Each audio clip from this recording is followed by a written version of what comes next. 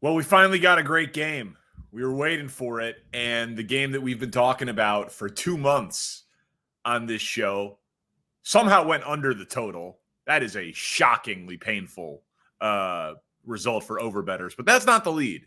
The lead is that the Lions won their first playoff game in over 30 years, their first home playoff game in exactly 30 years, a signature moment for Jared Goff as a Lion, and the definitive game of the weekend thus far, Pony. 24-23, Rams out. Lions get to host a divisional round playoff game. What'd you make of clearly the best of the 4 playoff games so far? Felt like it was out of a movie. That it's the final scene in a sports movie. Every great sports movie has the same type of story where there's this woebegone, moribund, underdog, down on its luck, downtrodden situation, and somebody has to come in and turn it around and fix it. And that's Dan Campbell and his larger-than-life personality. The team feeds right into that. They take on his mentality. And this to come full circle, 30 years, Stafford in town, to win the game by a point, to have the quarterback that you got back in the deal who originally was looked at as just a guy that was a Band-Aid or a bridge until you got a legitimate quarterback, for him to be the one that authored the win, and you throw for it on 2nd and long to get the first down to win it. He gets to exercise those demons. You got people in the crowd crying as the game counted down to 0, Danny. Perfect. That is the best drama the NFL has to offer. Moments like this. Lions fans have waited for so long to have even anything close to success, and they got to taste it in like the most perfect way possible tonight. So I'm going to take my hat off and tip it to them as I wear my Aaron Donald jersey, because Aaron did invite me to his draft party back in the day, and I was pulling for the Rams in this game. Actually, I hit both. I had the Lions future bet that I made with you. Yeah. Plus, I had the Rams and the points. So it was really the best of both worlds for yours truly tonight. Congratulations on all my success. Yeah, congratulations. Like I said, I can't believe that game went under, but still have some Lions futures action alive. But the 2nd and long call, I agree, deserves to be highlighted. That is straight out of the Dan Campbell aura for this team. Putting it, saying, oh, they saved their timeout. They're going to try to pressure us to run twice to make them burn their third. No, I will trust my quarterback in that spot. And he was not good in the second half. Goff was. I mean, the Rams couldn't execute in the red zone, and the Lions couldn't do anything, only scoring 3 points after halftime. So it felt like what was going to be a shootout early ended up being a real lemon booty situation for the Lions, and they just kind of hold on at the end. Puka Nacua is amazing. The Rams obviously still have some life as a franchise as long as Stafford is healthy there, which you correctly predicted before the season. And the Lions, man, they're now very live. Like they are very live to make it to the NFC Championship game. And we talked for a long time this year, once it became a certainty, even though I said it was a certainty before the year that they were going to win the NFC North. Like, was that enough? Was just winning the division and having this great season enough? And it clearly wasn't, because if they would have lost this game to Stafford, it would have really left you with a bitter taste in your mouth. The fans rose to the occasion, and now they are playing with house money. They are a very, very dangerous team. They'll be favored in the divisional round of the playoffs, and we'll see what happens to the Niners, obviously against the Packers team that we'll talk about in a little bit. But assuming the Niners win and assuming they get to host the Lions, yeah, Goff on the road is different, and the Niners will be a deserving favorite in that spot. But the Lions will be playing with absolutely nothing to lose and a very high-powered offense. It is officially a successful season for the Detroit Lions. It is, but if they were to lose to Tampa Bay at home, you'd look back on this year and say to yourself what could have been. I mean, if they lose to either one of those teams, less so Philly, because Philly, for as much as they've sucked, they get their swagger back or something. They've been there, done that. If the Bucs went in there and won, it would be tragic for the Lions to lose to a 9-8 team at home. But I get where you're coming from, because you've now at least scaled one mountain and gotten one gigantic, to use another cliche, you've gotten one huge gorilla off your back here. I wrote a few things down while you were talking here. The first one was on McVay. McVay is one of the best offensive minds in the entire NFL. He's there with Shanahan. His game management is atrocious. And Ben Roethlisberger has talked about this when I used to do not a podcast, but the show with Ben. Roethlisberger would go over with Arians and or Tomlin before games. Do you want me to call timeouts in the first half if the play clock's down? And do you want me to call timeouts in the second half if play clocks are running down? And they would usually have two different strategies. And sometimes he would even be dependent on who they were playing, game situation, what they expected, etc. To burn timeouts like that, completely you take the 5-yard penalty and you trust Stafford with the receivers and weapons you have. If you're going to have to throw the ball anyways, you go from 3rd and 8 to 3rd and 13. You just do that there because you need, in a trailing situation, to keep the timeouts. And he's really, for his whole career, I think he struggled with that, Danny. I don't think he's ever been a good game management coach. He's somebody to help him with that. Yeah, he's been shockingly conservative at times too. So bad with the timeouts, conservative, and he should have used the final timeout on the front end of the 2-minute warning. Tirico was pretty generous to him. He's like, some teams will put it all on that 3rd down, but not McVay, and others won't.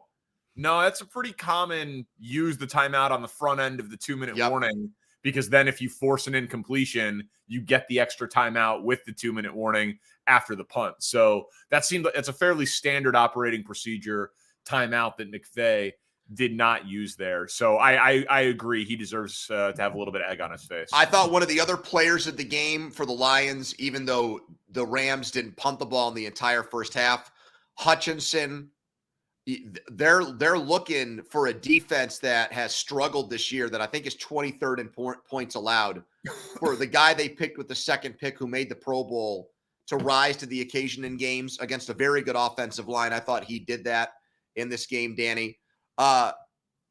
Stafford, what the hell? And the Rams in general, they couldn't get a flag in this game. Yeah, I know. Nakua having his jersey pulled on the 3rd and long. Stafford with the roughing the passer when his head snapped off the turf when he was sandwiched. You want to talk about generous from Tirico? I know they brought these plays up, but I thought they needed to make a bigger deal about how a lot of these holding and pass interference and potentially hits to the head on Stafford when it looked like he got knocked out and his eyes rolled back. I thought they got screwed on some of these plays that, with the NFL and how things go offensively, like 9 out of every 10 times, I think those plays get called. I agree. It was a bad day for the officials. We have the divisional round schedule out. Obviously, we don't have the matchups, but we have the TV slots. The Texans, shockingly, will play in the early Saturday game. Whether they're in Baltimore or Kansas City is still to be determined. So that game is on ABC at 4:30 Eastern on Saturday. Packers-Niners is locked into prime time Saturday night on Fox, 8:15 Eastern. The Lions will host the early game on Sunday, 2 p.m. Eastern. So winner of Bucs-Eagles goes to Detroit for the early game on Sunday. And then we don't know any of the matchups for the Sunday night game, other than it is either Chiefs or Steelers at either Bills or Ravens. Gotcha. For Sunday night. So Sunday night, wide open. Lions host the early one Sunday. Texans, the road team, in the early one Saturday. Only matchup that's 100% locked in, Packers and Niners on Saturday Night Football on Fox. One last thought on the broadcast of this game tonight. Eminem. Dude dyes his beard and dyes his hair. Does he have a barber do it? I mean, he's a guy that obviously has unbelievable credibility, street cred, Riz, whatever you want to call it. Wow. very clearly dyes his hair and beard now. And I just can't imagine him going to some, kind of cool, hip Detroit barbershop and they're just dyeing his hair. Doesn't He that seem brings it like into his house, buddy. He's yeah. not going to any shop. I You don't think he guarantee. likes the camaraderie of that? I He's think he sitting in has the regular camaraderie. seats. I think he has the camaraderie in his house. Okay. I think Eminem has as his people around him whenever he wants them to be around, and he does not go down to the local shop to get lined up. No, he brings the barber to him. He imports. And the other thing is they kept hitting on the fact that Tirico is a Detroit guy who lives in Ann Arbor. Like, what's the old guy that they showed who's a season ticket holder, the random guy? Is that just a Tirico friend? Yeah, I don't know. What's the story there? Long time season ticket holder to see one playoff win. Now two. That's pretty remarkable for how long that guy had been around. But it was funny. But I was just thinking when I saw that, like he probably lives. He's probably a rich white guy who lives across the street from Tirico. Was what I was thinking when I saw that. It was great. It was celebrity, 89-year-old Lions fan. Yeah, like show me a dude that's sitting upstairs and he's been in the last row of the stadium with season tickets for the last 40 years. Don't give me some guy with Jim Nance's what are those quarter zips called? Yeah, the quarter zips. Yeah. Don't give me some guy that's probably worth $20 million sitting in the third row. I love you. You're the best. They showed the tears. They showed the crazy people. Then they also showed the rich Tirico guy. Mm-hmm. All right, next game. It was mortifying as a Bears fan to watch Jordan Love dominate like he did, and that is obviously a huge piece of this that we will discuss.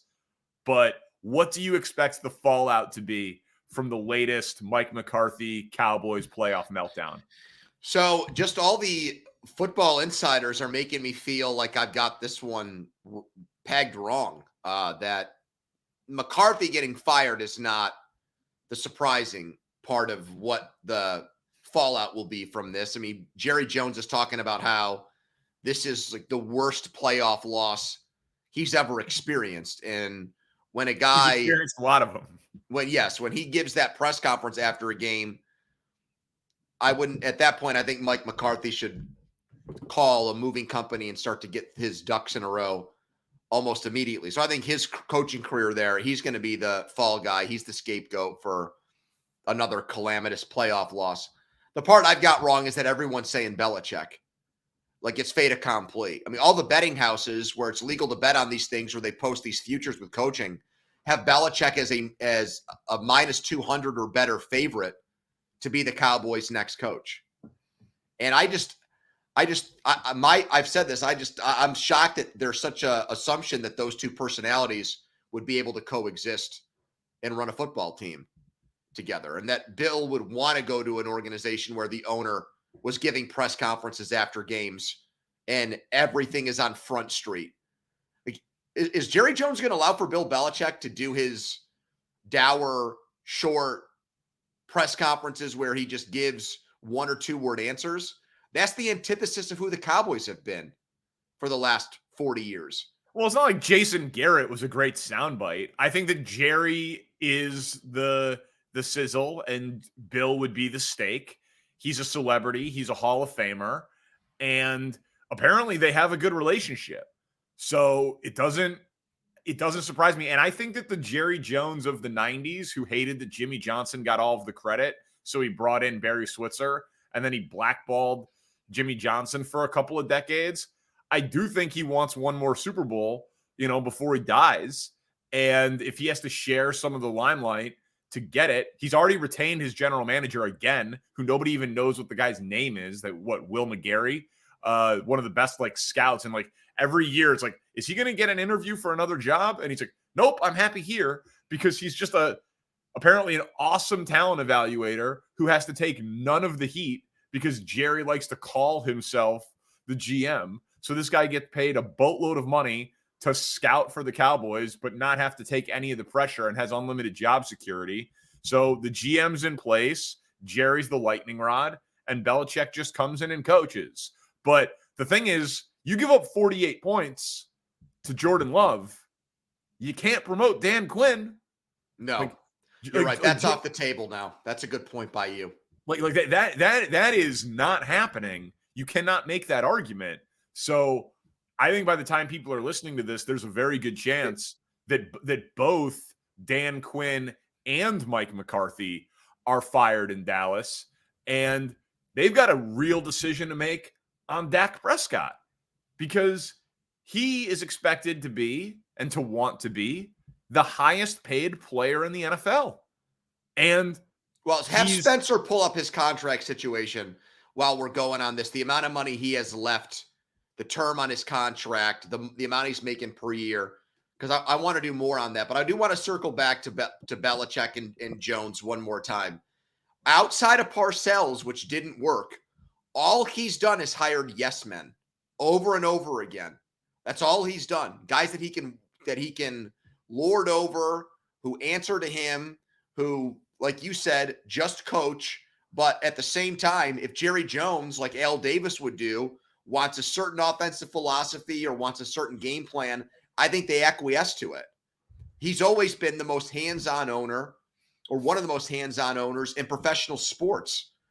You just don't, I mean, Robert Kraft made the absolute biggest decisions on things like trading Jimmy Garoppolo, keeping Tom Brady around, not trading Rob Gronkowski to the Lions, some of those things, keeping Troy Brown around for an extra year, things like that. I mean, at the end, Kraft once in a while would use his ownership pull to keep certain players around or get rid of guys. But I just, Bill Belichick in his mid-70s, you're going to teach a dog new tricks. He's going to just go for it. Okay, just give me you give me the roster and I'll coach him up. I just have a hard time believing that. They might try it. I mean, it might happen, but I don't think it's going to work. I don't think that arrangement is ultimately going to be one that. No, I don't think it's going to work either. Dak could be out after 2024.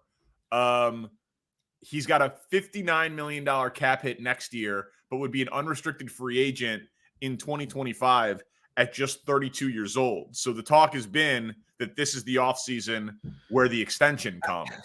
I mean, let me say, I do not, this is more devil's advocate for me than I'm used to doing, because usually I'm the type of person who wants to slam coaches and quarterbacks for bad playoff performances and wants to rate and rank those over what guys do.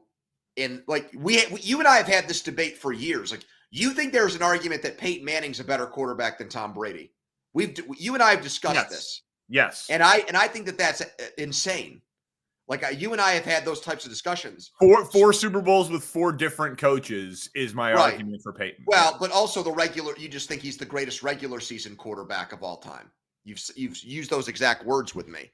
I mean, Mahomes has probably passed him, but yeah.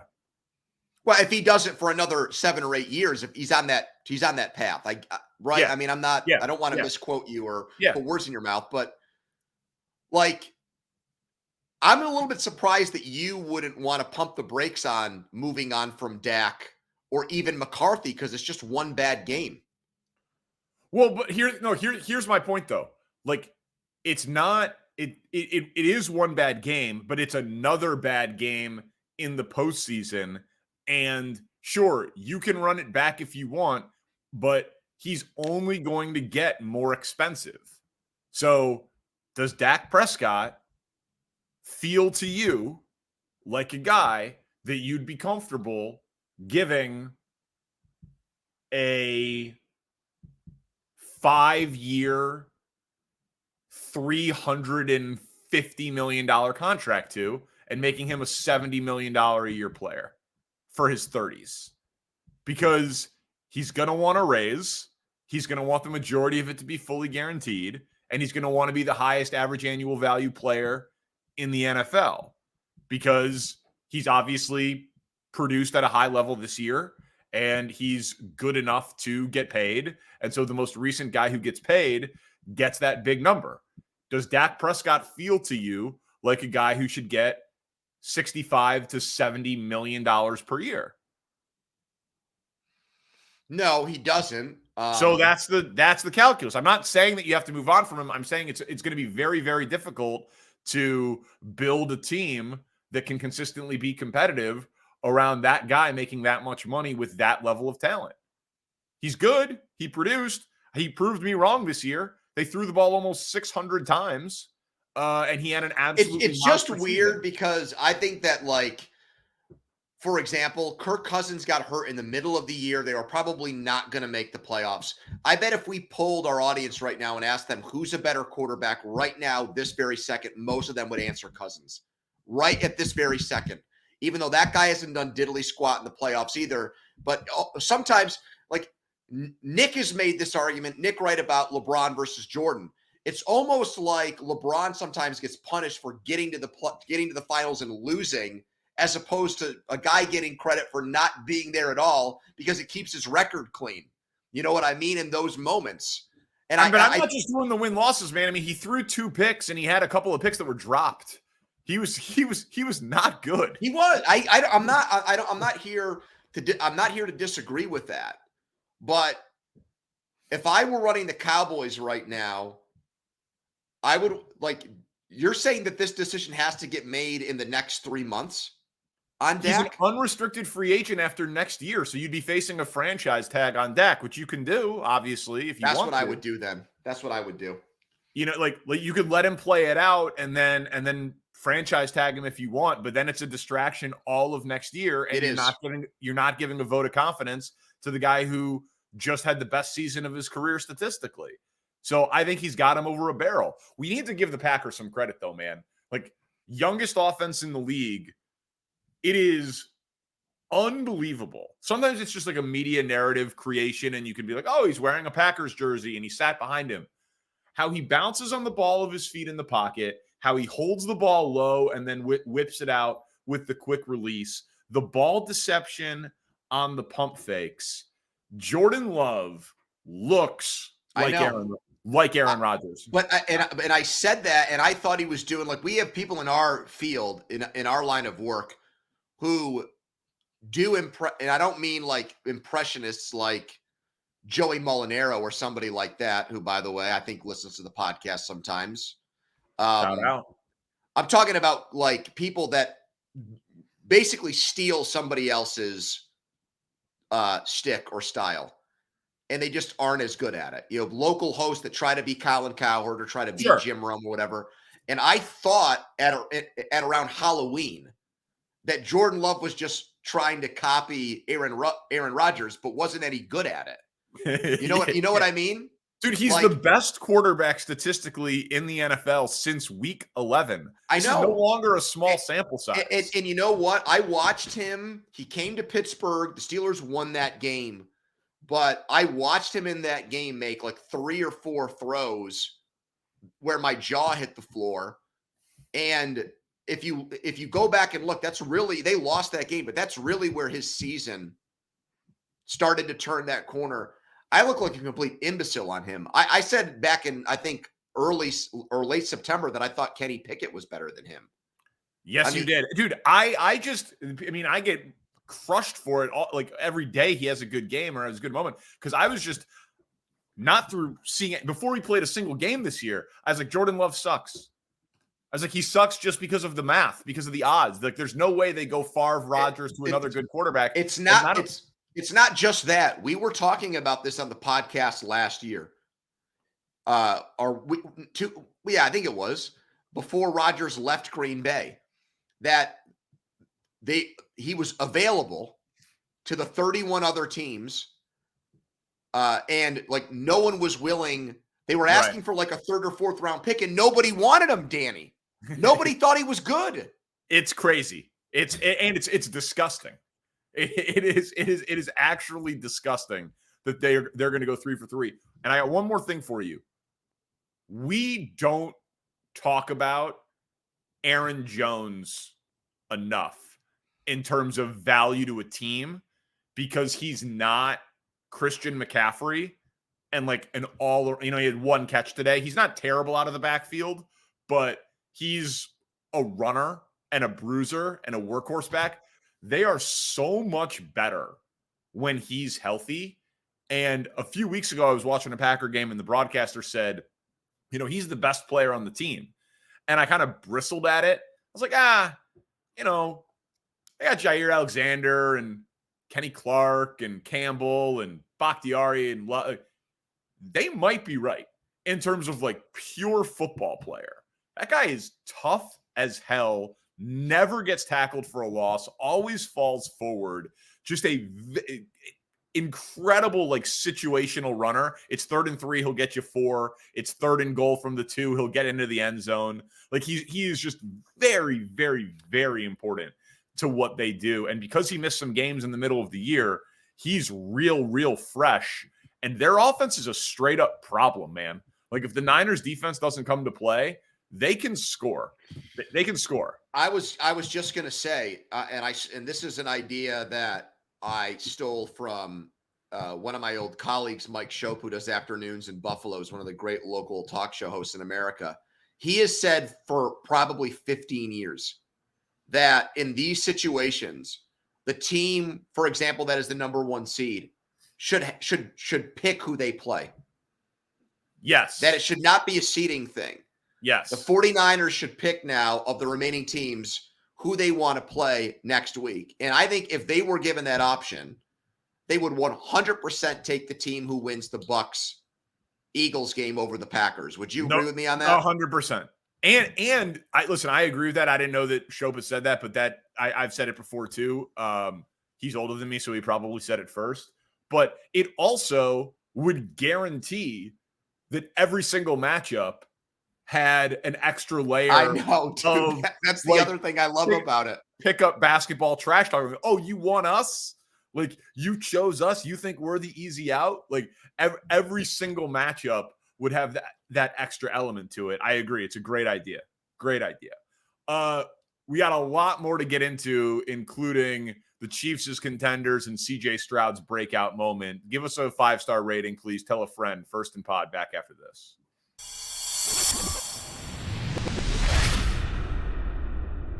All right, keeping it going on First and Pod. Subscribe, rate, review, tell a friend. We appreciate you. Tweet us your 5-star reviews, screenshots of them, and we'll retweet them at Danny Parkins, at the Pony Express. It's kind of crazy, but I think that the Chiefs deserve to be the 4th team in the rundown today because of what CJ Stroud did against the Browns, man. Like, there's so much that's impressive about it, but I'll just throw a few things at you. He is the youngest quarterback ever to win a playoff game, younger than Mike Vick. He tied the record with 3 passing touchdowns for most passing touchdowns by a rookie in a playoff game. Him and DeMeco Ryans, only the 3rd ever rookie coach, rookie quarterback duo to win a playoff game. And this is my personal favorite. He is the highest drafted player to ever win a playoff game. Mark Sanchez was the 5th overall pick who won a playoff game as a rookie. CJ Stroud, obviously, the 2nd overall pick. So one of the other rookie coach, is it Harbaugh, Flacco, and Ryan Sanchez? Are those the 2? Yep, exactly. And good job by you. And he is – the Browns were the number 1 passing defense in the league heading into the game, and it took him 21 pass attempts. He completed 16 of them, threw for over 270 yards with 3 touchdowns. They had a 35-0 scoring run in that game. And I know people are like, it's a team game. It's not just the quarterback. I get it. But he's going to get Bobby Slowick a head coaching job. He could win DeMeco Ryans Coach of the Year. He got himself Offensive Player of the Year. He won a playoff game. Deshaun Watson was in the building, and there's not a single Texans fan who is regretting the fact that that guy is on the other team, and they're set up for the next decade with an absolute stud. It is one of the great rookie quarterback accomplishments in the history of the NFL. It's on the very shortest of lists. Did you ever watch The Queen's Gambit on Netflix? No, I didn't get into it. It's only like 7 shows, Danny. It doesn't take I know, of a but time commitment. You can binge it in a day. Period piece, chess, etc. Yeah. Yes. Okay. So you sound like that's something that Chris Mad Dog Russo always does. He names like 3 things. Yeah. Like Ted Williams, 400 batting average, World War II, frozen head. You know, like he just throws things out there. I just say what I know about Queen's Gambit. Yes. Yes. So I thought it was a very good show. And not the point, or is there a point? No, there is a point. The point is, like, this girl was just such a prodigy that, like, at every step of her life to become, like, the world champion, somebody who she came across, so she had to either beat or befriend or whatever, would just, like, stop and marvel at just what a savant and genius level talent she had. And I gawked that entire game at him. It was amazing. It was just me on my couch, like, and I tweeted this, and I know we got into an argument about this a couple of months ago. If I were drafting the entire NFL, I would use my first pick on him. If every single player were available, I would take him first. Inheriting the contract? I don't care. I mean, even if, well, yeah, I mean, money is part of it, but I mean, like, so you would draft him over Mahomes? Because of his age. Yes. Yes. I can't go there with you. Personally, I mean, Mahomes isn't old, man. He's got another decade left, and he's got. Would you draft Wembanyama over Jokic or Giannis? It's the same thing for me. It's the same principle. You can be a great Super Bowl quarterback into your late 30s. Fine, yeah, and this guy can do. That's 20 years of him, Danny. It's 2 decades of this dude. Look at where they were at the beginning of the year, dude. I listen. He's a top 5 pick. I don't hate what you're saying. I'm saying I would didn't have Tank Dell for this game. I know. You know, he's made guys like Nico Collins, Dalton Schultz, who was given away by the Cowboys. Noah Brown. I don't think he played, but he's a guy that he turned into a useful wide receiver. Montgomery was the Bills, another guy that was a recycled player. I mean, outside of like Laramie Tunsil and the top picks they've invested, even their offensive line has been banged up all year. I mean, there are just so many barriers or obstacles that should have prevented. He got hurt. So many things that should have prevented CJ Stroud from having this season. And at every turn, you know, he's answered the bell.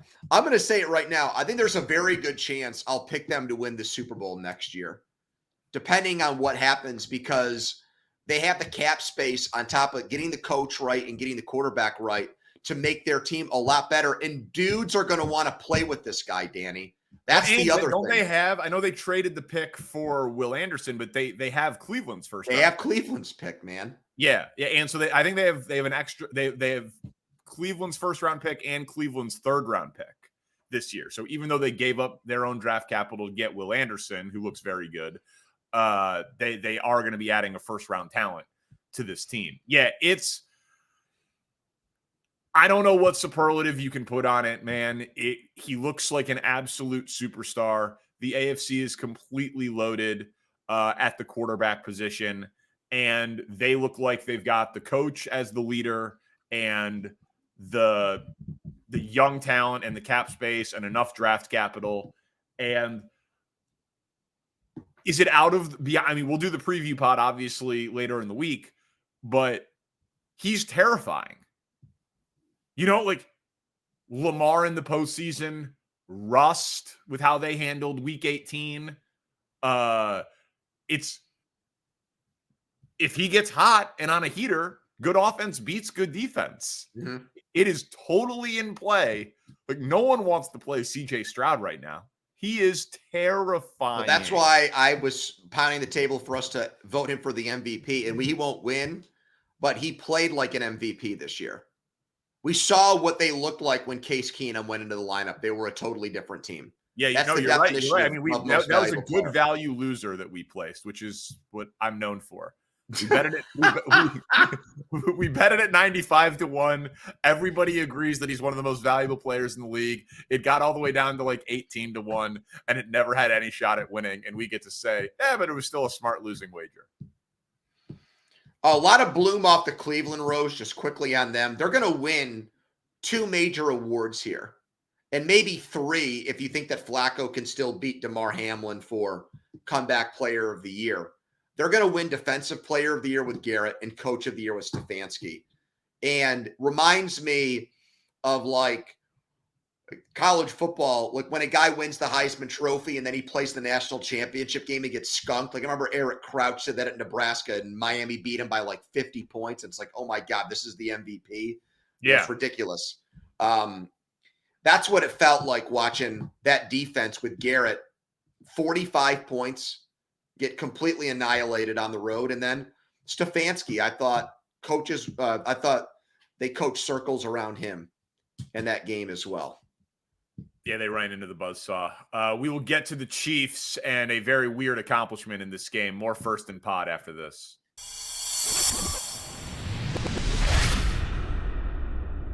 All right, back in on First and Pod. Danny Parkins, Andrew Fillipponi. Subscribe, rate, review, tell a friend. Mike Tirico called it a monumentous achievement in broadcasting or a historic achievement in broadcasting. The most streamed event ever. Chiefs Dolphins. They're claiming north of 20 million people watched Chiefs and Dolphins. How's your Peacock experience? See, I pay the $5 or whatever it is for Peacock. So do I. You know, that's never been. It might even be included in like my internet thing. Yeah. So it wasn't something that there was no gnashing of teeth that was done by me going into this game. I've got every one of these apps. The thing I'm getting pissed off about on these apps lately is when they now will have movies or shows that I want to watch that are on the app, and now they're trying to get me to pay extra for those too. Do you have that problem? Yeah, it's $4.99, and it's not even the HD version of it. I'm like, get the hell out of here! That's happening on Amazon Prime and Peacock to me sometimes. But yeah, I watched it, had no problem with it. I thought the number would be lower because the game in the second half was non-competitive, was a blowout. So I don't know if 23 million people actually watch that thing, I mean, just get used to it. We'll have 2 streaming playoff games. Amazon will get a streaming game. I disagree with that. How? Because I think that they're going to run it. I think with the antitrust deal that they've got with the government, I think the more games they put behind a paywall or put on a subscription-based thing, they're going to invite grandstanding politicians to stick their nose in and get involved in this. And I don't think the NFL wants that. I think they feel like they can get away with 1. I honestly don't think they can get away with 2. I don't know. I mean, listen, they have lobbyists. They'll take it, whatever the line is, they will take it right up to it. Yeah, I think this is it. Putting a playoff game on a subscription-based thing, I think, is the line. Maybe. Do you look at the Chiefs as Super Bowl contenders when you saw how they drove right down the field on the Dolphins and their defense held them to 7 points? I know conditions played a huge part of it, and Tua was throwing ducks out there. But that coach, that defense, that quarterback, that lopsided of a result, are you back to believing that they can win this thing? I really don't yet, because one of these games, or maybe 2 of them, are going to be on the road. And we just don't know what that looks like yet. We've never seen it before. So if it happens this week in Buffalo, or it happens in 2 weeks in Baltimore, that's going to be the real test. It's not like I think overall they're the type of team this year that has shown me that they're built to win those types of games yet. I think Rashee Rice and the way that he's come on is a big deal for them. I think that's a massive development. Pacheco looks great. Offensive line run blocking really well. Kelsey looks old as dirt to me, though, man. I think he looks brutal. He had those drops, and even when he catches the ball, he looks like he's running in slow motion to me, like he's got a piano tied on his back. So I don't know, Danny. I don't think that they look like a Super Bowl contender yet. If anything, the Dolphins, to me, we ask these questions all the time. More about the team that won or more about the team that lost? To me, it was more about the team that lost. What a fraudulent outfit the Dolphins are. They went 0-6 against teams in the playoffs that weren't named Dallas Cowboys this year. Yeah, and they didn't score more than 21 points against any of them either when they actually played the good team. And you could see it from the second Tua came out of the tunnel. He did not want to be there, man. That's he what wanted no part of that game. Dude, that's what I was just going to say. Is he AFC Jared Goff. Like, everything needs to be perfect. Home road splits. You worry about cold weather. Like, they're always going to, because, dude, it was very clear that the Chiefs came out, throw, right? First 3 plays of the game. And they converted to 3rd and 10. Yep. And you got a fist pump from Mahomes on the 3rd and 10. On the first quarter of the game, 3rd throw completion, because he airmailed the first 2. And like, they clearly came out and said, our guy can throw in this weather. And we're going to throw. This is not just going to be a Pacheco game, even though he played well. Like, we are not afraid of this. We can handle it. And then when Tua had to throw, he couldn't do anything down the field. Tyreek beat one guy one time, and that was it. Everything else was dinking and dunking, and if he had to drive the ball down the field, it was horrible, and it was obvious to anybody with an untrained eye that he didn't have the arm strength for it. I don't mind Miami wanting to come out and run the ball on Kansas City because they've got the personnel to do it. It's just it didn't seem like they were sold on it. It didn't seem like they were committed to it. It didn't seem like they believed in it. There was nothing about them that made me feel like they welcomed the adversity that was the weather for that game. And look, I think it starts with the quarterback there. I mean, it's really kind of strange because Tua talks a lot. He uses a lot of these war metaphors. Obviously, his background, he was coached tough by his dad. He played for Nick Saban. Like, you would think that he would relish situations like that, but I didn't think he did, Danny. And I don't even think Goff is even a fair comparison anymore because even the games in Miami down the stretch, the Bills game last week, I didn't think he played well down in Miami. So no, that's true. And you've got perfect weather there. So look, I listened to the ESPN conversation about him this morning. I thought there were good arguments on both sides talking about what you do with him because they picked up his 5th-year option and that's it. There's no long-term contract like Burrow and Herbert. And on one hand, you want to say because the guy's career almost ended last year, hey, tip your hat to this guy. He led the league in passing. He didn't miss a single game this year. He stayed healthy. He was one of the NFL's best quarterbacks. But on the other hand, as you've pointed out in the past, you just feel like there's a glass ceiling on this guy. Well, and you just feel like he can't overcome good. Like he's stuck there. He's stuck a tier 2 below the great quarterbacks in the NFL. Yeah, and I'm not at all convinced that he elevates them. We've seen when he's not there that you can do worse than him, but it's not like he makes Tyreek Hill better. Tyreek Hill makes him better. And Mike McDaniel seems to make all of them better. So I wouldn't pay him long-term yet. I think picking up the 5th-year option is totally reasonable, but that looks like it'll be a team. I mean, Tyreek Hill's prime won't last another few years, but that looks like it could be the type of operation with McDaniel as the head coach that would be very attractive for plug-and-play veteran quarterback X 2 or 3 years down the road. Like, give Tua a chance to prove you wrong, and if it costs you a few $1,000,000 on the aggregate of the contract, fine. But he does not deserve to get paid until he proves that he can elevate everybody else around him. I don't think. But McDaniel seems like he's pot committed to him with the things that he has said about Tua. He says all of the right things. You know. Now, he goes above and beyond, though, Danny. He lays it on thick with Tua. He really does. He has from the start of that relationship. Well, actions, man. It's an actions league. They didn't pay him, and they picked up the 5th-year option. That is a commitment, but it is not a wedding. That's a ring on the finger, but we haven't set a wedding date yet. You know, we're gonna figure it out. We're gonna see. We're gonna do couples counseling. We're gonna, if that happens, right, and you break off the engagement, what goes on with the ring? You get it back and then you pawn it, or you keep it for the next girl and you don't tell the girl that somebody else had the ring, but then the ring has to get resized because the fingers might not be the same size. You know what I'm talking about here? I mean, I do, not from firsthand experience, but yeah, I think if you don't get it back, then that tells you that you were already engaged to the wrong one.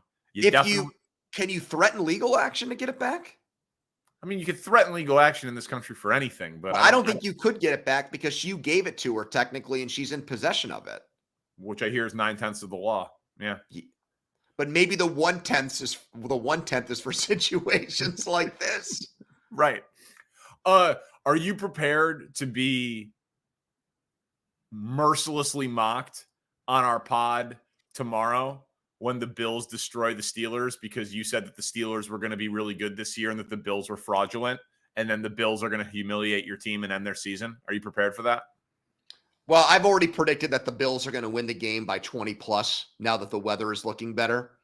Are you doing a show? What's happening with you? I am, yeah. We're doing a show from 1 to 4.